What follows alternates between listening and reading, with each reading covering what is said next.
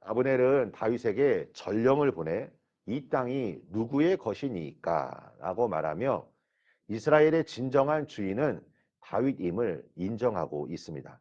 그리고 자신과 언약을 맺으면 다윗을 전적으로 돕겠다고 말합니다. 이에 다윗은 사울의 딸 미가를 자신에게 먼저 데려오라고 대답합니다. 다윗이 미가를 자신에게 데려오라고 말한 이유가 무엇일까요? 지금 다윗은 사울의 집과의 관계를 다시 세우기를 원했습니다. 그리고 온 이스라엘의 왕이 되는 데 있어서 사울의 사위라는 정치적 명분도 필요했을 것입니다. 하지만 정치적인 명분을 떠나서 미갈은 어떠한 사람이었습니까? 자신의 아내였습니다. 그리고 다윗은 지금 사울의 집을 진심으로 존중하고 있었던 것입니다. 우리는 다윗이 얼마나 이 관계성을 소중하게 여겼는지 알 수 있습니다. 그리고 다윗은 이 관계적인 능력이 매우 탁월한 인물이었습니다. 지금 다윗이 보여준 행동은 그의 행동을 통하여 분명한 메시지를 전달하고 있습니다.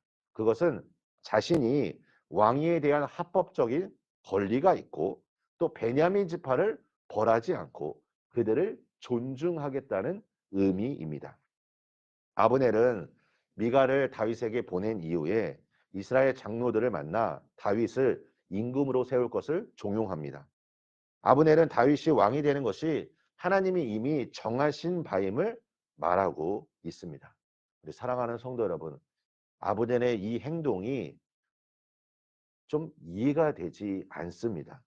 그는 이전까지만 하더라도 자신의 욕망을 위해 자신의 야망을 위해 음모를 꾸몄던 사람이었는데 지금 자신이 하는 행동에 대해 뭐라고 이야기합니까? 이것은 하나님이 정하신 뜻이다라고 말하는 것입니다.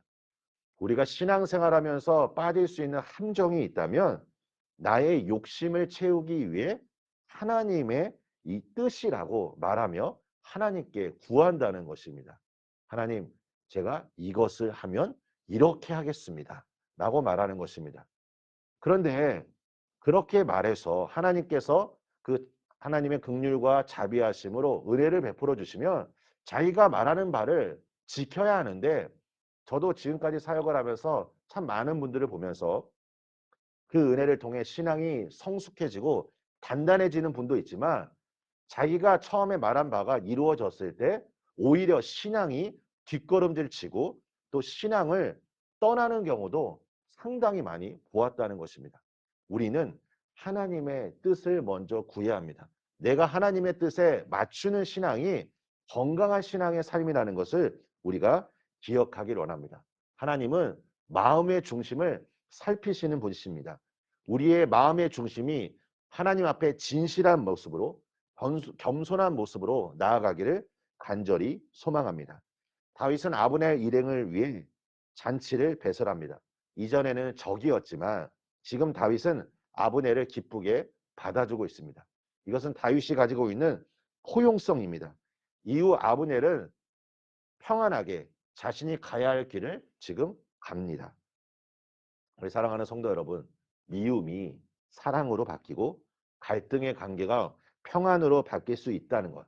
이것은 다윗이 가진 능력이요 강점이었습니다. 하나님께서 일하실 때 때로는 우리의 생각을 뛰어넘어 우리가 결코 생각할 수 없는 방법으로 인도하실 때가 있습니다. 한번 오늘 본문을 보십시오. 아브넬이 불과 얼마 전까지만 하더라도 다윗의 적이었는데 지금 어떻게 합니까? 다윗을 위하여 일을 하고 있는 것입니다. 과거에 내 삶에 나와 불편했던 관계가 때로는 내 미래의 내 삶에 가장 강력한 큰 조력자가 될 수 있다는 것입니다. 바라기는 오늘 이곳에 계신 성도님들이 그 주님의 은혜와 하나님의 놀라운 사랑을 소유하시기를 소망합니다. 그래서 미움이 있는 곳에 우리 성도님들이 머물 때마다 그것이 사랑으로 바뀌고 갈등이 다시 화합으로 바뀌는 역사, 이러한 은혜가 있으시기를 소망합니다. 예전에는 IQ를 참 중요하게 여겼습니다. IQ는 지능지수. 그 다음에 이제 사람들이 말하는 것이 무엇입니까? IQ뿐만 아니라 EQ. EQ가 무엇입니까? 지능만이 중요한 것이 아니라 감정 지수도 중요하다. 근데 요즘은 무엇을 말하고 있습니까? NQ입니다. 네트워크 지수. 그러니까 관계성입니다. 우리가 한번 잘 생각해 보십시오. A와 B가 있습니다. 근데 A와 B가 관계가 좋지 않습니다. 그러면 C라는 사람이 A에게 갑자기 어느 날 와서 내가 B라는 사람을 좀 돕고 싶은데 어떻게 생각하냐? 그러면 A가 뭐라고 얘기할까요? 뭐터로 그 사람 도와주냐고. 그 사람 도와줄 필요 없다고. 그렇게 아마 말하면서 도움을 주지 않을 것입니다.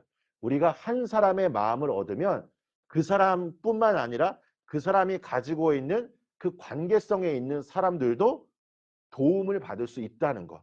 이것이 바로 관계가 주는 능력입니다. 되는 교회는 무엇을 해도 된다라는 말이 있습니다. 우리 성도님들도 아마 이 부분에 대해 많이 공감하실 거라 생각합니다.